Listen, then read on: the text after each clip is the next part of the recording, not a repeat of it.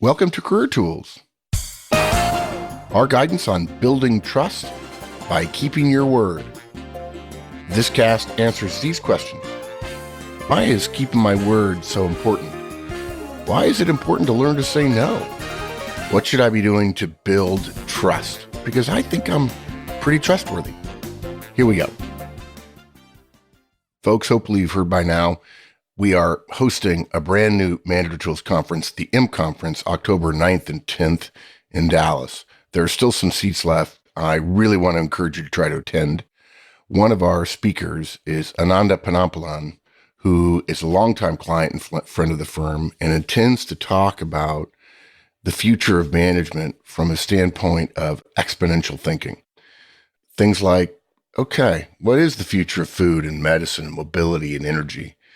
What does it mean if we're going to live to 100 or longer when all of our world's systems and algorithms are based on us dying at 80? What does that mean for the world of work? What does that mean for your directs? And also, because Ananda is really smart, what does it mean for our kids? Which makes a difference in our lives, that's for sure. I hope to see you October 9th and 10th in Dallas. Join us. It's going to be small. We're going to give you a chance to build your network with the speakers and with other like-minded folks in the room. Come to our website and check out the M Conference. Thanks. Well, Wendy, I'm back for another Career Tools. I come by every once in a while to say hello. And I'm so happy. And I asked to be on this cast because it sounds kind of simplistic to say, well, if you want to build trust, you got to keep your word. But there are some things most of us do that work against that. And we think it's okay to do it, but it ends up hurting our trustworthiness and therefore how our boss feels about us, how our colleagues feel about us, and that's not good. We're big fans, obviously, of one-on-ones. I was just down in San Diego this past weekend talking to two groups of clients, employees, doing two sessions on one-on-ones for the direct to help directs understand what their bosses have been trained on regarding one-on-ones. And look, one-on-ones exist because humans build trust through communication. It's just psychology one-on-one. If you want to build your trust with somebody, you're going to have to strengthen how often and how well you communicate with them. And, it sounds funny. Back 100 years ago, there wasn't any question that when people testified in court, they weren't going to lie because your word mattered. But our society has evolved in such a way that breaking your word is seen as okay sometimes. So the question is, as a professional, how do you make sure that you keep it and avoid those situations where, whether you mean to or not, you're degrading your own trust? And I'm assuming, Wendy, since you're so smart about all things careers and professionalism, you're going to tell us. I'm going to try. Actually, with the example that popped into my head when you were talking, which isn't actually in the show notes, is a call that I made, a couple of years ago. And I called someone and they said, "You always call exactly on time." I was like, yeah, that's what you're supposed to do. But it's like this trust thing, right? We make all these promises and then we don't do them for whatever good reasons usually. And then people distrust us, and doing things like calling on time becomes remarkable when it really shouldn't be. Your point is that people say, I'll call you at 2, and then they call it 2:05 or 2:10, and they think they did what they said they're going to do. And people, even if they don't say it, even if that appears normal, people think, well, he said he'd have it to me at noon today. Yeah, maybe it'll be 1:00. And you think to yourself, the issue, I think, the problem is the dichotomy, the asymmetry of you thinking I'm trustworthy and the other person having suggestions that you're not. And I would agree. I think that's a good example. I think that's a classic simplistic, not simplistic, but simple example where people would say, no, I didn't, I'm trustworthy. You can count on me. But in fact, you can't argue with the person who would say, well, really not. You said you'd call it 2 and it's 2:10. And for many people, they wouldn't call 2:00 or 2:10 a question of incredible precision. They would simply call it a question of, you said the time, and it's not that time. If 2:10 is okay, what about 2:30? What about 2:45? Or sometime this afternoon, Yeah. And then you say, no, there's a window. Well, what's the window? Maybe my window is tighter than yours. How come you're right? Okay. So good example. I love that one. That puts us in the right frame of mind, I think. Yeah. So the outline is let your yes be your yes and your no be your no, which you might recognize as a quote. Make promises deliberately and carefully. Do what you say you're going to do every day. And give advance warning when you're not going to deliver. Yeah, I will tell you, I love number 3 and number 4, particularly because when I hear do what you say you're going to do every day, I know what we're going to talk about, which is don't overpromise. Right. We're not saying don't only do the things you're going, don't only do the things you said you were going to do. You can do more than that, but never say you're going to do something and then not do it. The no's are as important here as the yeses. Yes, exactly. In fact, a good friend of mine, a pastor, Kevin Harney, wrote a book called No is Beautiful. Okay, anyway, sorry. I'm taking over the show. Not nice. That's good. I'm familiar with the quote, let your yes be yes and your no be no. Yep. As we've been giving some examples, what happens is we say yes to doing a task or attending a meeting or working late or helping someone out, and we consider it a kind of gentle agreement sometimes rather than an inviolable commitment.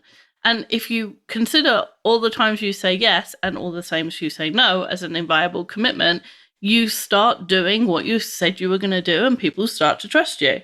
And this phrase, let your yes be your yes and your no be your no, is actually a phrase from the Bible, but it's repeated in lots of different texts, religious and otherwise, just because it's so important to say what you're going to do and then do that thing for human relationships, whether you're at work or not. But if you want to progress at work, then being trustworthy and doing what you said you were going to do is really important.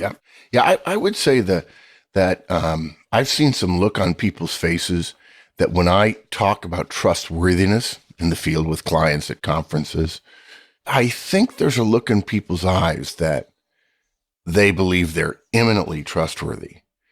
But when I switch to saying you have to do everything you say you're going to do, again, you can over-deliver, but you can't overpromise. They don't seem to connect those two things. They seem to think that, I think it goes back to that phrase that we judge other people by their behaviors, but we judge ourselves by our intent. We had good intent, and so therefore, I'm not untrustworthy because I didn't call when I say I did. I'm not untrustworthy because I didn't give you what I promised. I'm not untrustworthy because I didn't come by when you asked me to and I said yes. And as much as it pains us to say it, maybe you can keep the facade of trustworthiness in your head, but you can't argue that somebody else has legitimate concern about you saying things you're going to do and then not doing them. And friendship doesn't necessarily mean I trust you 100%. Or maybe I, quote, trust you, unquote, but I'm aware of your proclivity for not doing or not being what or where you say you're going to do or be. And maybe you think like, oh, I'm not stealing from that person or the company, you know, I'm not talking really smack behind their back or whatever. So of course I'm trustworthy. But I think what we're saying is it's the small things as much as the big things, right? You don't have to be stealing from someone to be still untrustworthy. They cannot trust that you are going to do what you said you were going to do. And that's untrustworthy. Okay. If you think about, if you take yourself out of it, and it's not about me, if it was about other people, if I think about when other people have done something or not done what they said they were going to do, or done something that's the antithesis of what they said they were going to do, then I can think of the friction and the untrustworthiness, right? If you think about other people's experience, other people's behavior towards you, it's easier to see the bad stuff. But every time that happens, there's a little bit of friction in the relationship and the trust is reduced. Yeah, exactly. And companies are made up of people and people trust each other and work gets done because we trust each other. I think, like all the times you go to have a service, like you have your hair cut, they cut your hair before you give them the money. They trust you to give them the money. That's how businesses work. And so the more trust there is within a team and a company, the better the team and the company works. And yet there are examples of just the opposite. You have to work for a month in most places before you get paid. That's true. Yeah. And businesses learned that you can't pay people before they work because then they won't come to work. And that's a sad testament. But if in fact there was total trust, they'd give you the money beforehand. But it only takes a few to create a behavior that causes a behavior change on the part of the counterparty to say, no, I'd love to trust you, but not yet, which is one of the reasons why at Manager Tools, we pay at the beginning of the month. And whether you trust the people around you or not, it's always better for you in the long run to take the high road and be the trustworthy person. Even if nobody else around you is doing it, you will have a better career if you can be trusted to do what you say you're going to do. When people talk, I'm not a fan of personal brands, but when people talk about personal brands, part of what they're talking about is trustworthiness, right? Yeah. I trust this brand, which is a person, to do what they say they're going to do. It's simple as this. Somebody says, he's a great guy, or, she's really smart, or, gosh, she's great at managing projects or whatever, but there is a completely different ring and an extra amount of value in somebody saying he or she is money. If they tell you they're going to do it, they do it. I've told people all the time about Mike. If Mike goes in, tells you tomorrow's Christmas, you can get your stocking ready. That's the kind of thing that impacts people. Whoa. So this is not a person that I have to worry about. When they meet Mike, the trust factor is so high. I mean, first of all, it benefits Mike enormously, but it also makes other people want to associate with Mike. And that's what you want other people talking about. And look, if people can't trust you, I know many of you are listening right now and say, well, I am trustworthy. I never really thought about that 2:00 versus 2:10. I never thought about saying I'd be there when maybe I won't or whatever. But look, if I don't trust you, if I just think, yeah, a lot of times he says he's going to do stuff, then he doesn't, you may not get promoted. Your performance may actually be better than somebody else's. But the fact that they are money, that they are absolutely going to do what they say they're going to do every time, which for a boss means I'm not going to be surprised as often, they may get the promotion. And you may shake your head and you don't even realize that, no offense, you've been subtly undermining your case by being cavalier with your yeses or your nos. Maybe you don't get a project. Maybe it's not a promotion. Maybe it's just a great project or a review that would have led to a pay increase, right? So if you're professional enough and ambitious enough to be listening to us talk to you about your career, one of the things you can start doing right away, and your reputation will change because of it. Not in a week, not in a month, but it will make a difference if you start to follow through on the policy of always keeping your word. And by keeping your word, we mean being where you say you're going to be, when you said you were going to be there, doing what you said you were going to do, when you said you would do it, and so on.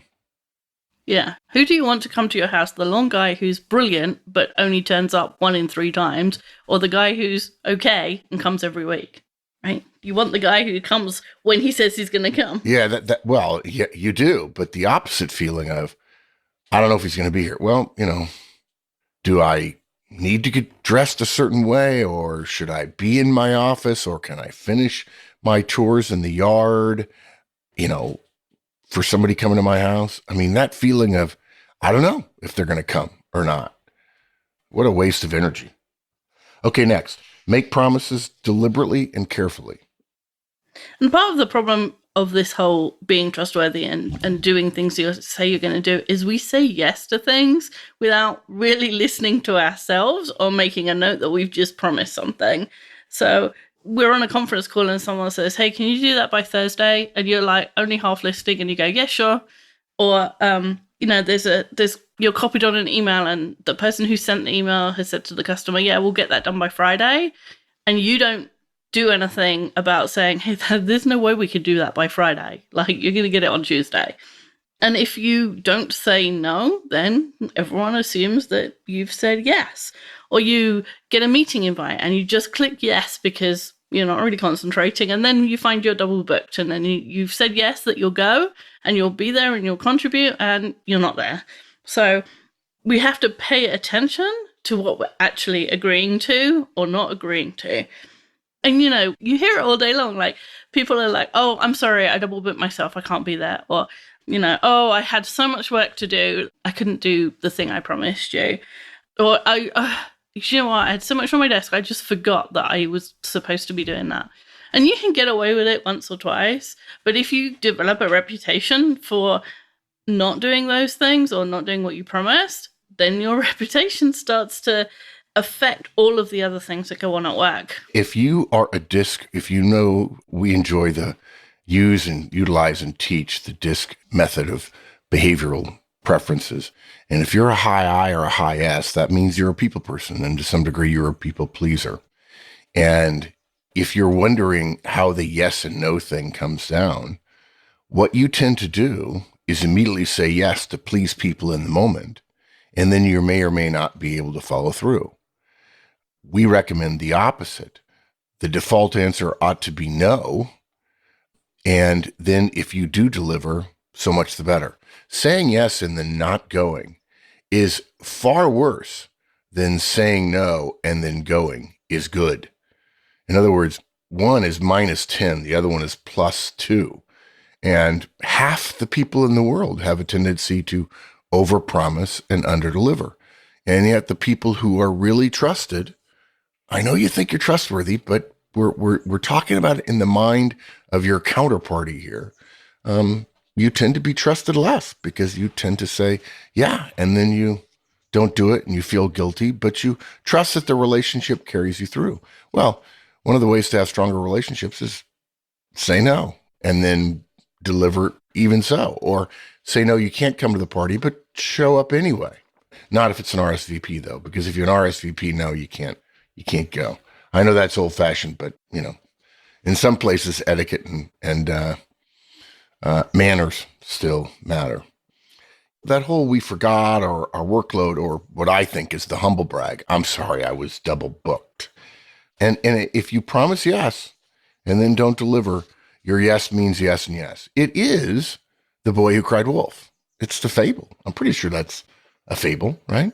It is. He keeps crying wolf because he thinks. And when there finally is a wolf, the town doesn't come to save the herd and kill the wolf because he said yes so many times that they no longer believe him. And every time you say yes and don't follow through, the yes loses power because it can't be trusted, right?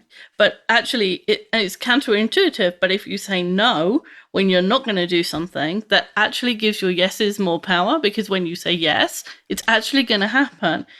And we're not talking about saying no to your core work or your core job or, you know, stuff you're supposed to be doing. We're talking about stuff that's extra or outside of getting your real job done. Yeah, don't go around saying no to your boss to increase your trustworthiness. That's not what we mean. But look, that means we have to pay more attention to our words and actions. If you're asked, can you get something done by Thursday? You double check. If you're not sure, say, I don't know, but I'll go back and check and I'll let you know when I can do it by. Okay? Before you send an email that says, yeah, I'll get that done, make sure you mean it.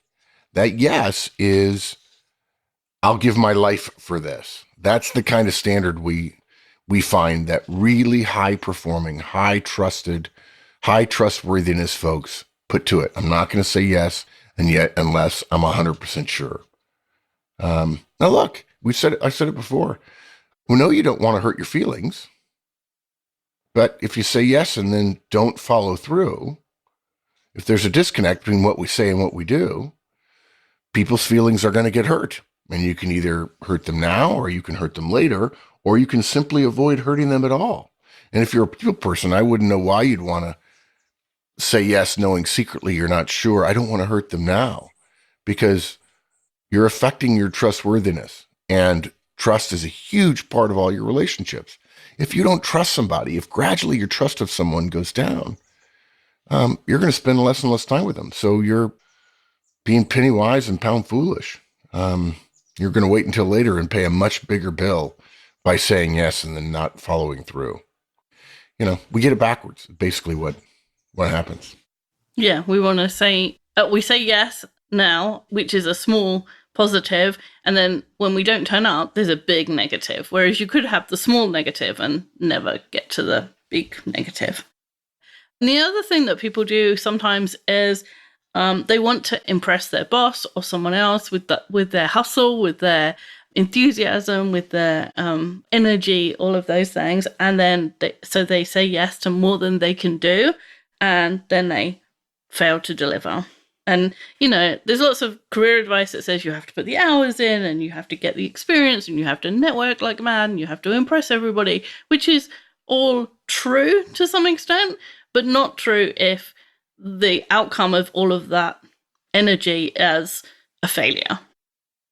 I would say for those of you who are perhaps less experienced, I don't think I'm supposed to say younger, but let's just say it.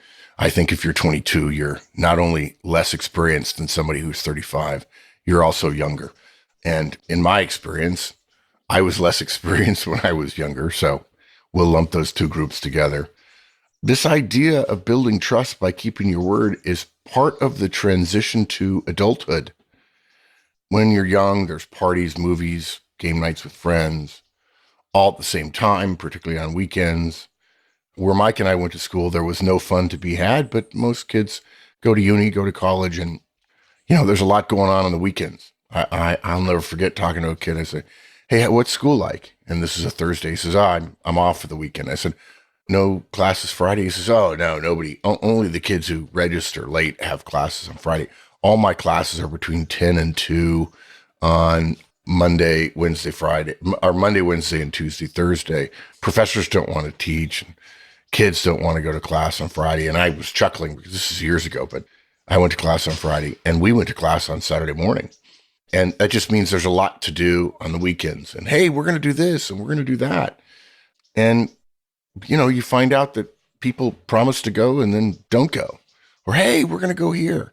And so you decide, I've got a better offer. And you don't think to yourself, wait, I said I would go there and I didn't. It's no big deal because everybody does it, right? And if you're young, the younger you are, the more you are given leeway to make those kind of promises and then not follow through. But the opposite of that is true. The older you get, the more you're expected to do what you say you're going to do and be where you say you're going to be. If you take that habit into the workforce and, wow, there's a lot to get done, so I'm going to double or triple book myself, you're going to be hurting your reputation. You're going to create reputational risk for yourself. And people are going to start not trusting you when you say you're going to do 4 things and only do 1. And you can write it off to, I didn't know how much work there was, but not forever. And if you're thinking, and this is one of the problems with bosses not giving feedback, not talking about performance often enough, if you're thinking the fact that people don't say anything to you about it means you've gotten away with it, you're mistaken.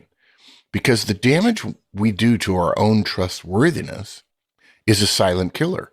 If your boss is not going to give you feedback about missing a deadline, he's also not going to give you feedback about the fact that he's losing trust in you. He's losing faith in you. He's losing respect for you because you say you're going to do things and you don't. And he's already promised what you said you were going to do to his boss. And now you've made him look bad just because you didn't keep your word, just because you learned at uni that it's okay to promise to do things and then not do them. Yeah, you get that habit and then you take it into the workforce, and all of a sudden that kind of, I may be there or I may not, depends on how I feel, becomes a real problem. Yeah. So if you're uncertain, say no. And then pay attention to how often you have that feeling of, I said I'd do something and then I didn't.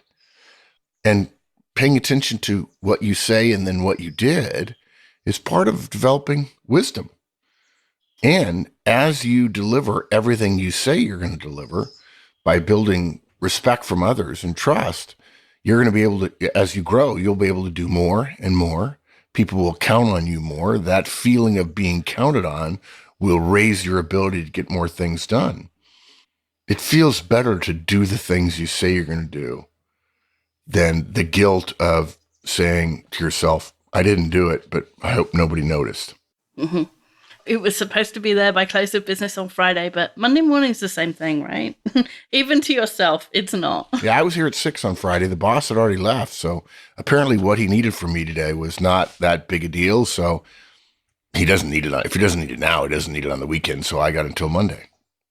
And it's a recipe for disaster, because all you do is like push your work forward and forward and forward until all of a sudden you have a mountain that you're never going to get over. Yeah. And as well in this, you need to make sure that what you're saying yes to or what you're saying no to is clear to both people. You made an agreement to do something, be somewhere, get something done, and it's not clear what you agreed to. For instance, you're told that the company will pay you once a month, and that amount will be 1/12 of the amount we've agreed to for the year. If once a month actually means every 30 days using January 1st as the first day, we'll soon be out of sync with the calendar. And if you don't know this when you're starting your career, you'll be crossed because there'll be no money in your account when you think there should be money in your account, right? yeah, at Manager Tools, once a month means on the 25th of the month. And so people use the same words innocently, but they mean different things. And it's not intentionally designed to mislead you or harm the relationship, but it can. Wendy, tell them the story about your friend. So my friend, who is quite innocent, went to work at a company, and it was his first job after college. And for some reason, unknown to me, he decided that it was okay for him to leave the building and walk around the block. He was gone for like 10 minutes at a time, every morning and every afternoon. He saw other people leaving, he saw things happening, and so he thought that was fine. And then he was very surprised when he was fired, because him leaving the building for 10 minutes in morning and afternoon was not part of the agreement that the company thought that they had made with him. And he'd never asked, he'd never told anyone where he was going. And so they just thought, oh, well, he doesn't, he's not focused. He's not attentive. He's not reliable. Yeah. He doesn't want to be here. Yeah. Would you hire somebody who said, I'm not focused, I'm not attentive, I'm not reliable? Would you argue that if you took walks 2 or 3 times a day for 10 minutes and nobody could get in touch with you, would you argue that the person who was experiencing that could say, well, maybe I'm not so sure how focused, how reliable this person is? You could say, I am reliable, but you couldn't argue that the person who was experiencing it and couldn't get a hold of you and couldn't get things done and you weren't at the meeting, that they would say, well, you're less reliable and less professional than others who don't do that. That's the problem. We want to be evaluated based on our intent, but other people have to judge us based on our behavior, and we behave, and that they get the opportunity. Isn't freedom a wonderful thing? And isn't diversity a wonderful thing? That they have the opportunity to draw a conclusion. You may disagree with their conclusion, but probably if they went to a third party, the third party would say, no, that's a reasonable conclusion. You may not like it, but that's the problem. Every time his boss turned around to ask him something, he wasn't there. Like, well, why am I paying you not to be here? You might as well not be here and not paid for. Like, it makes perfect sense from the boss's point of view. It just, I don't know quite why he thought it was different, but he did. Well, I can tell you why. Because he was reading at college or university, and he read stories about people who took walks to clear their minds, to think clearly, to come up with that great invention. There are not books and articles and stories told about people going through the humdrum day of work life. They're not. The stories are written about Steve Jobs and his habit of making people wait for an hour while he went for a walk just to think, because it was important to him. Everyone else had to be on time for his meetings, but he didn't have to be on time for theirs. Don't get me wrong, folks. I love what Steve Jobs did for Apple, and for his passion for quality and beauty has improved my life enormously. But those are the stories you read, right? And the problem is, you're not Steve Jobs. Yeah. Only Steve Jobs is Steve Jobs. Podcasts are excellent for listening to whilst you're doing something else. Driving, mowing the lawn, working out. All of these are good activities for podcasts. The downside is that, unlike reading a book, you can't bookmark a certain part, highlight it, or easily find it later. Licensees don't have that problem. They have access to the show notes for every cast, a white paper with everything that was said, and a quick way to find the right cast when you remember the most tenuous link. They even have access to the show notes on their phone for always there retrieval. Have manager tools in your pocket. Sign up for a personal license. Go to manager-tools.com and type #license in the search bar. Okay. Do what you say you're going to do every day. It sounds so easy, but we wouldn't be talking about it if it didn't happen, or if it wasn't that people didn't do this. So if you say you're going to call someone back, call them back. If somebody leaves a voicemail and they say, hey, can you call me back? I need to talk about X, Y, and Z. Call them back. Don't just leave the voicemail for 3 days. Not that I'm thinking of anyone in particular. If you say you're going to pay someone as a company at a certain time, pay them. Be at work on time and don't leave for random reasons anytime you want without telling, even if you have a good reason for not being at your desk, especially early in your career, that's where your boss expects you to be. So if you're not going to be there, then he has to know why. And then you have to have a reasonable explanation other than, I just felt like some fresh air. People notice when we call on time, when we email when we say we're going to do, when we actually send the document right after the meeting, and they value that trustworthiness. They value that they can count on us to do what we say we're going to do. If you say, oh, keeping your word, we think of all the grand gestures, right? We think of like being in court or the Pledge of Allegiance or the Hippocratic Oath. We think of marriage vows, all the things, the big things. But actually, it's all the little things that you do every day that builds people's trust in you and their confidence that they can count on you. Yeah, that's the key. Your reputation exists in other people's mind. And the big part of that is their confidence. Not that you're awesome, but that you will do the little things, the 1,000 little things that make up awesomeness all the time. And you don't control your reputation. You influence it, but you don't control it. And I think too many people are looking to hit home runs and be impressive, when in fact, impressiveness is in the mind of someone else. And it's best built one brick at a time, rather than magically snapping your fingers and having a house appear. I'm trying to think who it was that told me.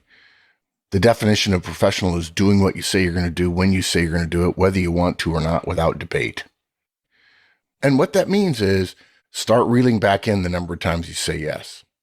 Or if you say yes, your work will expand to fill the time you're willing to give it. If you say it's going to be there Monday morning and it's Friday afternoon and you're going home, you're working over the weekend.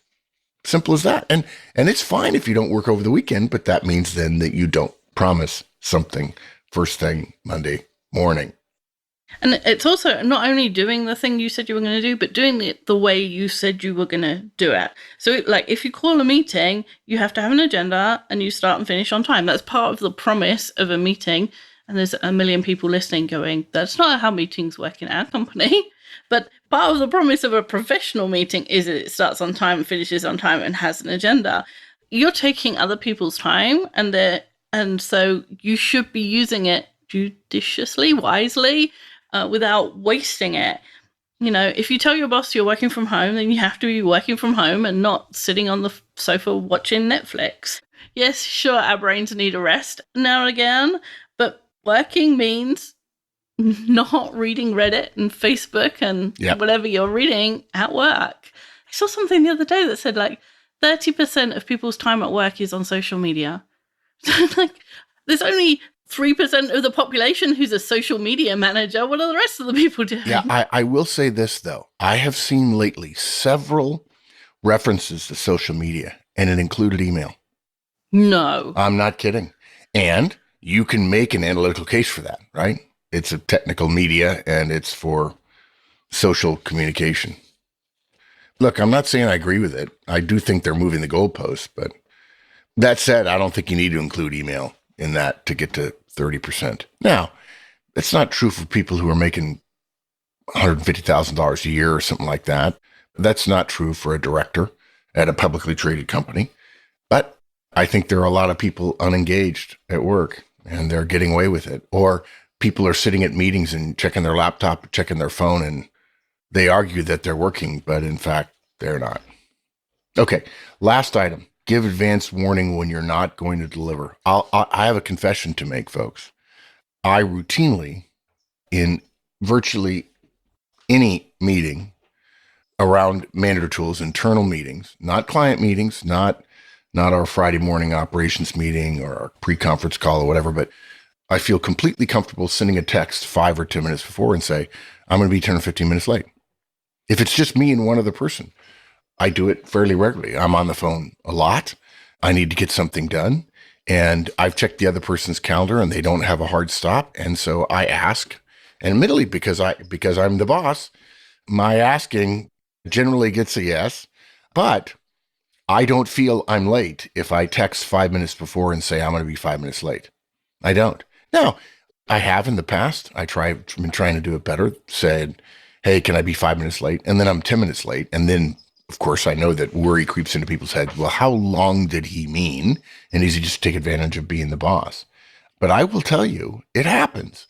And you're going to miss a deadline. And I can tell you, every boss in the world would say, look, I know you're going to miss deadlines, but gosh, you do too. And you know you're going to miss it before you're going to miss it. Just send me a text. I will wash you clean. I will absolve you of missing if you'll just let me know so I can adjust what I'm doing. And people just won't do it. And all the people that are complaining about over communication, there's too many ways to communicate. I could text them, I could Slack them, I can email them. Oh, guess what? You could do all that stuff to tell someone that you're not going to deliver and just make that stuff into positives. And, sometimes you're forced to break your word. Sometimes you're forced to, you're sick or something happens or a customer needs you or whatever. And all you got to do is tell people that you're not going to deliver, apologize, and tell them when you will get it to them. And it's almost better than delivering it in the first place. Not that we want to use that as a get out clause of doing it right in the first place, but the people who apologize, give someone the heads up, and then do what they say they're going to do, the second time around, get more credit almost for failing. Yes, and for showing respect for the other person, which absolutely affects other people's perception of your reputation. Wow, you were courteous enough, you were respectful enough of me to take some embarrassment to admit your wrongdoing, probably too strong a word there, that you weren't going to be where you said you were, do what you say you're going to do. You respect me enough to take one for the team, to have a slight reputational hit. And the fact that you're willing to do that means actually your reputation went up in my mind. So, gosh, I didn't think this would be that much fun, but it was pretty fun. Do what you say you're going to do. Or as Robert E. Lee said, and for those of you who don't know, if you're a licensee of our work, giving you access to all of our show notes historically for the past 14 years, plus the next year's worth, plus a host of other benefits. You also get my weekly email, Things I Think, which surprisingly is incredibly popular. And I say surprisingly because we didn't expect it to be that good. And in Things I Think this week, I made a point about duty. And I quoted Robert E. Lee, duty then is the sublimest word in the English language. You should do your duty in all things. You can never do more. You should never wish to do less. That's a good thought to end on. Your word is your bond, which means when you give your word, you've said, I will do my duty. Thanks, Wendy. Thanks. Bye, everyone.